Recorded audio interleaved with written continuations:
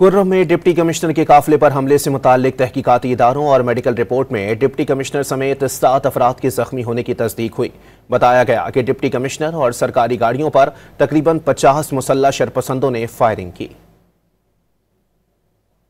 کرم میں deputy commissioner کے قافلے پر حملے سے متعلق تحقیقاتی اداروں نے ابتدائی رپورٹ مرتب کر لی۔ بتایا گیا کہ امن معاہدے کے تحت ادویات اور اشیاء خورونوش لے کر قافلہ کرم کے لیے روانہ ہونا تھا۔ ہفتے کی صبح 10:35 پر قافلے کے روانہ ہونے سے قبل مذاکراتی ٹیم سڑک کھلوانے کے لیے مذاکرات کر رہی تھی۔ اس دوران تقریباً 50 مسلح شرپسندوں نے ڈپٹی کمشنر کی گاڑی اور سرکاری گاڑیوں پر فائرنگ کر دی۔ واقعے میں ڈی سی کرم، 3 FC اہلکار، 2 عام شہری اور 1 پولیس اہلکار زخمی ہوا۔ ابتدائی رپورٹ میں امن کمیٹیوں کی گارنٹی کے باوجود فائرنگ ہونا تشویشناک قرار دیا گیا اور ملوث کرداروں کی نشاندہی کر کے ان کے خلاف کارروائی کا عندیہ دیا گیا۔ کرم واقعے کی میڈیکل رپورٹ میں بھی 7 افراد زخمی ہونے کی تصدیق ہوئی۔ 2 زخمی تحصیل ہیڈ کوارٹر اسپتال سدا، جبکہ ڈی سی کرم، 1 FC اور 1 پولیس اہلکار کو CMH منتقل کیا گیا۔ 2 زخمی عام شہریوں کو نجی اسپتال منتقل کیا گیا۔